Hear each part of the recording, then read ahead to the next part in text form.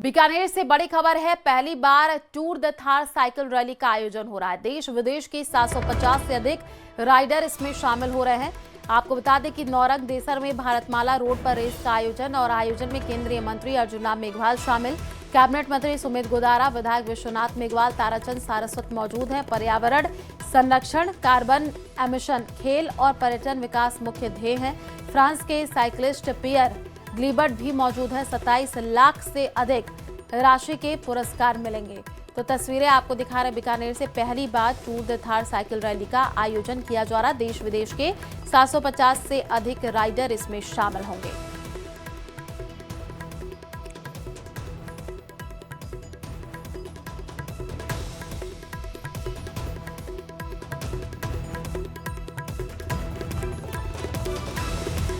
तो आयोजन में केंद्रीय मंत्री अर्जुन राम मेघवाल शामिल। तस्वीरें आई हैं बीकानेर की, आपको दिखा रहे 27 लाख से अधिक राशि के जो पुरस्कार हैं वो मिलेंगे। पहली बार tour de Thar cycle rally का आयोजन बीकानेर में किया जा रहा है। तस्वीरें आई हैं जो कि आपको दिखा रहे हैं।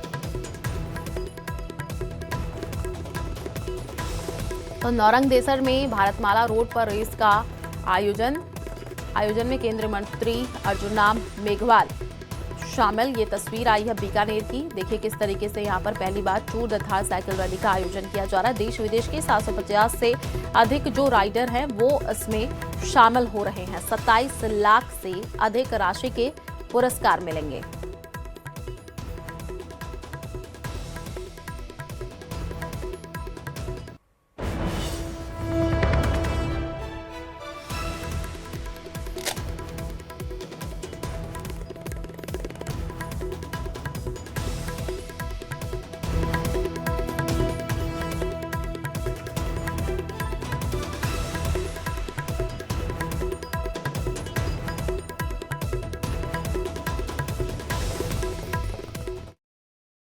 आज एक नया इतिहास रच रहा है। यहाँ पहली बार अंतर्राष्ट्रीय स्तर की साइकिलिंग रैली का आयोजन किया जा रहा है और इसके श्रेय जा रहा है केंद्रीय कानून मंत्री अर्जुन राम मेघवाल को। उनकी पहल के ऊपर ही यहाँ देश और विदेश के कई सारे साइकिल राइडर्स जो हैं वो यहाँ पर आए हैं और एक अलग तरह का इवेंट है। इससे न केवल साइकिलिंग को बीकानेर की बढ़ावा मिलेगा बल्कि पर्यटन को बढ़ावा देने की बात की जा रही है। केंद्रीय कानून मंत्री अर्जुन राम जी हैं। जी सर, किस तरह से इस बीकानेर को फायदा होने वाला है इस इवेंट से? देखिए, इस इवेंट फ्रांस में एक इवेंट होता था टूर दे फ्रांस, और उसमें साइकिलिस्ट जुड़ते थे। तो पर्यटन के क्षेत्र में भी फ्रांस में इस इवेंट ने महत्वपूर्ण योगदान दिया। जब 8 जुलाई 2023 को इस स्थान पर प्रधानमंत्री नरेंद्र मोदी जी आए, जामनगर से अमृतसर जो ये हमारा नेशनल एक्सप्रेस हाईवे बना, उसका उद्घाटन करने, तब जो उनका स्वागत हुआ, 50 तरफ छात्र थे, 50 तरफ एक तरफ छात्राएं थी, और विकसित भारत का टी शर्ट पहन करके, साइकिल चला करके वो प्रधानमंत्री जी का स्वागत कर रहे थे। तो वो सीन बहुत महत्वपूर्ण हुआ और पूरे देश और दुनिया में गया। उसके बाद एक बैठक हुई युवा और खेल मंत्रालय में, तो तय हुआ कि उसी स्थान को आगे हम कैसे प्रमोट कर सकते हैं। तो फिर मैंने इसको प्रस्ताव दिया कि सांसद खेल महोत्सव को हम इसमें जोड़ सकते हैं। तो हमने ऑनलाइन रजिस्ट्रेशन कराया, इतने साइकिलिस्ट आए, 750 से ज्यादा रजिस्ट्रेशन हुए और इतने आए हैं, देखो आप धरातल पे उतर गए। और ये तो बहुत अच्छा सीन है। मुझे लगता है कि पूरे बीकानेर में उत्साह है इसको लेकर के। बिल्कुल, बीकानेर की साइकिलिंग का वैसे भी नाम रहा है। अब ये इतना बड़ा इवेंट हुआ तो क्या ये विश्व स्तर तक अब जो है बीकानेर के साइकिलिस्टों को पहुंचाने की पहल? देखिए, साइकिलिंग का प्रमोशन भी इसमें जुड़ा हुआ है। पर्यटन के क्षेत्र में बीकानेर का नाम देश और दुनिया में बढ़े, इससे भी ये इवेंट जुड़ा हुआ है। कार्बन एमिशन को कम करने के लिए हम युवा पीढ़ी को प्रेरणा दे सकें, ये उद्देश्य भी इससे जुड़ा हुआ है। और आज ये प्रतियोगिता में भाग ले रहे हैं इतने साइकिलिस्ट हमारे। जब शाम को जो अवार्ड सेरेमनी होगी वो भी शानदार होने वाली है। इसमें बहुत लोग जुड़ गए, वेदांता ग्रुप जुड़ा, हल्दीराम ग्रुप जुड़ा, SBI जुड़ गया, NLC जुड़ गया, खेल युवा मंत्रालय जुड़ गया, फिट इंडिया जुड़ गया, बहुत से ग्रुप जुड़ गए। साथ में विधायक भी हैं दोनों आपके साथ, मंत्री भी हैं स्टेट के, तो इनकी रिस्पॉन्सिबिलिटी भी अब बढ़ गई है क्योंकि आपने इतना बड़ा इवेंट कर दिया है। तो स्टेट के लेवल पर भी अभी बड़ा इवेंट करना नहीं, मैंने इनसे दोनों से और हमारे मंत्री जी से चर्चा कर ली, सुमित जी से, कि अगला जो बजट आएगा उसमें बीकानेर के लिए साइकिलिंग के क्षेत्र में जो इंफ्रास्ट्रक्चर चाहिए, अब तो ये अंतर्राष्ट्रीय इवेंट हो गया, तो अंतर्राष्ट्रीय इवेंट के लिए जो इंफ्रास्ट्रक्चर चाहिए उसके लिए बजट में हमें क्या ऐड करवाना है, उसके लिए हम मुख्यमंत्री जी से बात करके, और अगली बार आप देखेंगे कि बहुत आपको सकारात्मक कुछ घोषणाएं नजर आएगी बजट में।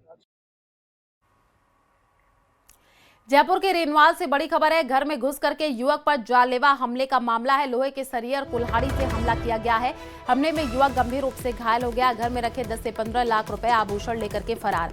पड़ोसियों की सूचना पर पुलिस मौके पर पहुंची है। पुलिस ने घटनास्थल का मौके का मुआयना किया है। घायल युवक को तुरंत अस्पताल में भर्ती करवा दिया गया है। रेनवाल के नांदरी गाँव का ये पूरा मामला बताया जा रहा है। जयपुर के रेनवाल से ये बड़ी खबर। घर में घुस करके युवक पर जानलेवा हमला किया गया है। लोहे के सरिये कुल्हाड़ी से हमला किया गया है। हमले में जो युवक है वो गंभीर रूप से घायल हो गया है। घर में रखे 10 से 15 लाख रुपए और आभूषण वो लेकर के फरार। पड़ोसियों की सूचना पर पुलिस मौके पर पहुंची है। पुलिस ने घटनास्थल का मौके का मुआयना किया है। घायल युवक को तुरंत अस्पताल में भर्ती करवा दिया गया है। रेनवाल के नांदरी गांव का पूरा मामला।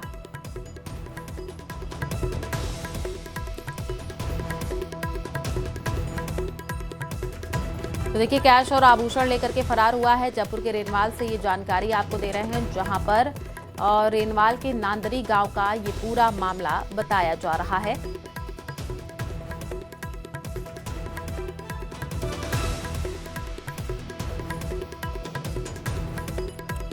और इसी बीच जयपुर से एक बड़ी खबर है। प्रदेश भर में आज उपराष्ट्रीय पल्स पोलियो अभियान का शुभारंभ होने जा रहा है। जयपुर में सीएम भजन लाल राज्य स्तरीय शुभारंभ करेंगे। 1 करोड़ से अधिक बच्चों को पिलाई जाएगी पोलियो की दवा। जी हां, प्रदेश में 58,823 पोलियो बूथ हैं, 6,741 ट्रांजिट और 8,989 मोबाइल टीमें तैनात कर दी गई हैं। अगले 2 दिन घर घर जाकर के ये दवा पिलाई जाएगी। तो तस्वीरें आपको दिखा रहे हैं जयपुर से। प्रदेश भर में आज उपराष्ट्रीय पल्स पोलियो अभियान का शुभारंभ किया गया। जयपुर में सीएम भजन लाल राज्य स्तरीय शुभारंभ करेंगे। 1 करोड़ से अधिक बच्चों को पोलियो की जो दवा है वो पिलाई जाएगी। प्रदेश में 58,823 पोलियो बूथ हैं, 6,741 ट्रांजिट, 8,989 मोबाइल टीमें तैनात की गई हैं और अगले 2 दिन घर घर जाकर के ये दवा पिलाई जाएगी।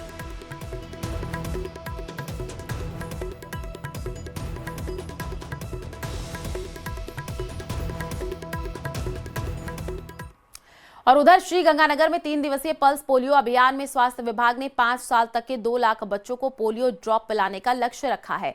श्रीगंगानगर विधायक जयदेव बिहारी ने लोगों से अपने 5 साल तक के बच्चों को 2 बूंद जिंदगी की आवश्यक पिलाने की अपील की है। जिले में 5 साल तक के बच्चों की संख्या करीब 2 लाख है। आज पहले दिन 1277 बूथों पर पोलियो की दवा पिलाई जाएगी, जबकि 26 मोबाइल और 52 ट्रांजिट बूथ भी कार्य करेंगे।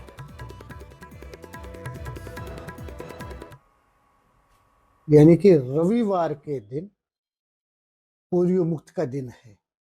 इस दिन आप अपने नजदीकी किसी भी चिकित्सा केंद्र पर अपने 5 वर्ष की आयु के बच्चे को ले जाकर के पोलियो की बूंद पिलाइए। ये हम सब की नैतिक जिम्मेदारी है। यदि हमारा बच्चा सरकार द्वारा आयोजित इस कार्यक्रम में बूथ तक पहुंचेगा, इसके लिए हर मोहल्ले में अलग अलग बूथ बनाए गए। तो आप सभी बूथ तक अपने बच्चों को अवश्य लेकर के जाएं। और वहीं भजन लाल सरकार ने ग्रामीण इलाकों में पंचायती करने वालों की संख्या बढ़ा दी है। राजस्थान सरकार ने ग्राम पंचायतों का पुनर्गठन कर इसकी अधिसूचना जारी कर दी है। इस पुनर्गठन में करीब 3400 नई पंचायतें और बनाई गई हैं। इससे प्रदेश में अब ग्रामीण जनप्रतिनिधियों के पदों में वृद्धि हो गई है। ये रिपोर्ट देखिए।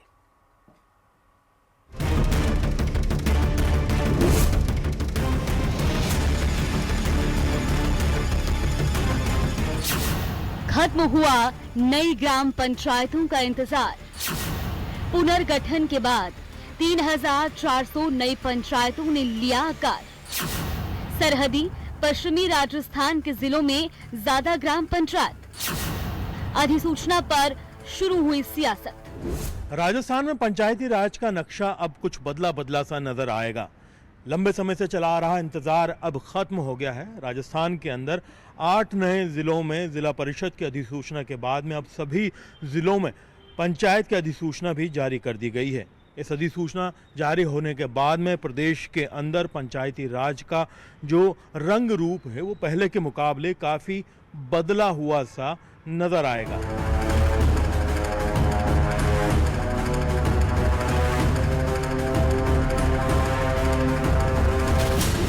अब 41 जिलों में 3,400 नई पंचायतें जोड़ी गई हैं। इससे राजस्थान में अब ग्राम पंचायतों की संख्या लगभग 14,000 हो गई है। पंचायतें बढ़ जाने से इस बार प्रदेश में 3400 सरपंच ज्यादा चुने जाएंगे। प्रदेश में नई ग्राम पंचायतों के बनने से अब नए सरपंचों के साथ ही उप सरपंच और वार्ड पंच के पद भी बढ़ेंगे, यानी गांव की सरकार के जनप्रतिनिधियों की संख्या में बढ़ोतरी होगी। प्रदेश के अंदर 3,443 नई ग्राम पंचायतों का गठन हुआ है और ये नई ग्राम पंचायतों का गठन होने के बाद में सत्ता का विकेंद्रीकरण और छोटे छोटे गांवों के अंदर भी ग्राम पंचायतें बनने से आम आदमी के कामों को राहत पहुंचने का काम होगा और साथ में ही 8 नई जिला परिषदों का भी गठन का प्रक्रिया शुरू हो चुकी है। आने वाले समय के अंदर 8 नई जिला परिषद भी प्रदेश की जनता को समर्पित होगी। अब नई ग्राम पंचायतें, नई जिला परिषद, इनके बार बनेंगे। अनेकों जनप्रतिनिधियों को इन ग्राम पंचायतों के अंदर और जिला परिषद के अंदर नए अवसर मिलेंगे। सरकार ने गहलोत सरकार में बनाए गए 8 नए जिलों में जिला परिषद बनने के रास्ते भी साफ कर वहां इनका गठन कर दिया है। इससे अब 8 जिला प्रमुख और दर्जनों प्रधान भी अतिरिक्त चुने जाएंगे। नई पंचायतों के गठन में सबसे अधिक वृद्धि रेगिस्तानी जिलों में देखी गई है। बाड़मेर, जैसलमेर, फलौदी, बीकानेर और चूरू जैसे जिलों को पुनर्गठन के मापदंडों में विशेष छूट दी गई थी, जिसके कारण यहां बड़ी संख्या में नई ग्राम पंचायतों का गठन हुआ है। बाड़मेर 12 पंचायत समितियों और आंशिक बायतू क्षेत्र में 270 नई ग्राम पंचायतें बनाई गई। जोधपुर जिले में 241 नई ग्राम पंचायतें जुड़ने से अब कुल पंचायतों की संख्या 527 हो गई है।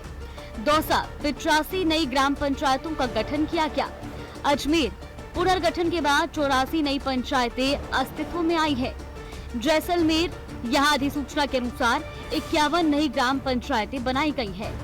उदयपुर में पुनर्गठन के बाद ग्राम पंचायतों की संख्या हुई 349। सरकार के इस फैसले से ग्रामीण राजनीति और चुनाव की पूरी संरचना बदल जाएगी। घर के पास ही होगा पंचायत मुख्यालय।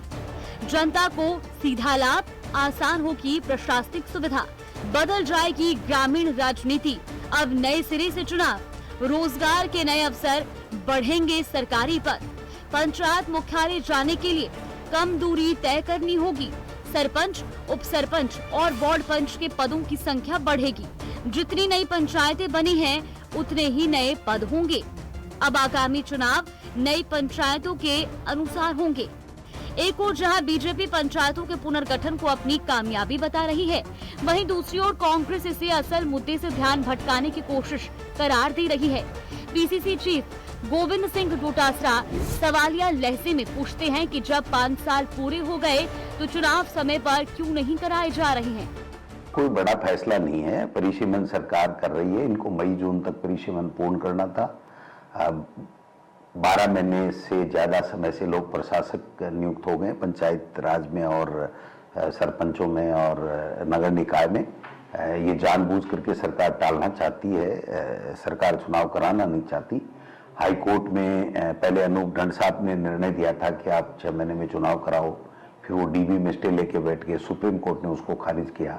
अभी दोबारा राजस्थान माननीय उच्च न्यायालय ने दोबारा फैसला दिया है कि आप 15 अप्रैल तक करो और 31 दिसंबर तक आप अपना परिसीमन निपटाओ। इधर सरपंच संघ ने पंचायतों के पुनर्गठन पर असंतोष जाहिर किया। सरकार ने आनंद फानंद में बिना कोर्ट की जो आदेश उसकी अवहेलना करते हुए कल ये अधिसूचना जारी कर दी और काफी पंचायतों में और जो नई ग्राम पंचायतें ने जो बनाई उसमें काफी पंचायतों में और विसंगतियां हैं। तो इन सबको लेकर के हमें राष्ट्रीय सरपंच संघ की तरफ से जो भी पीड़ित ग्राम पंचायत हैं उनकी सुप्रीम कोर्ट में याचिका दायर करेंगे। राजस्थान में पंचायतों के पुनर्गठन को लेकर के लंबे समय से बयानबाजियों का दौर जारी रहा। लेकिन भजनलाल सरकार ने 1 साल पहले से ही पंचायतों के पुनर्गठन का काम शुरू कर दिया था। शुरुआत में जिलों से इसके प्रस्ताव मंगाए गए थे और वहां पर प्रस्ताव मंगाने के बाद में इन्हें आगे ग्रामीण विकास एवं पंचायती राज विभाग को भेज दिया गया था, जहां पर अनापत्ति मांगने के बाद में पूरी प्रक्रिया जब हुई तो अब इसकी अंतिम अधिसूचना जारी कर दी गई है। अब जब पंचायती राज का नक्शा बदल गया है तो ये माना जा रहा है कि प्रदेश के अंदर जैसे ही SIR की प्रक्रिया पूरी होगी उसके बाद में पंचायतों के चुनाव का ऐलान कर दिया जाएगा। गौरतलब है कि पंचायत निकाय चुनाव को लेकर हाई कोर्ट ने राज्य सरकार को 15 अप्रैल तक की डेडलाइन दी है। कोर्ट के निर्देश हैं कि जिन पंचायतों और निकायों का कार्यकाल समाप्त हो गया है वहां ज्यादा दिन प्रशासकों के भरोसे काम नहीं चलाया जाए। राज्य सरकार 15 अप्रैल तक प्रदेश की सभी पंचायत एवं निकाय चुनाव संपन्न कराए। हालांकि राज्य सरकार की ओर से UDH मंत्री झाबर सिंह खर्रा पहले ही स्पष्ट कर चुके हैं कि जैसे ही SIR का काम खत्म होगा सरकार अपनी ओर से अधिसूचना जारी करके राज्य निर्वाचन आयोग को अवगत करा देगी। नई सीमाओं के साथ राजस्थान में पंचायतों की राजनीति पर भी असर पड़ना तय है। पंचायतों के पुनर्गठन के पीछे कई फायदे बताए जा रहे हैं, लेकिन सियासत भी खूब हो रही है। Bureau report, news 18 Rajasthan.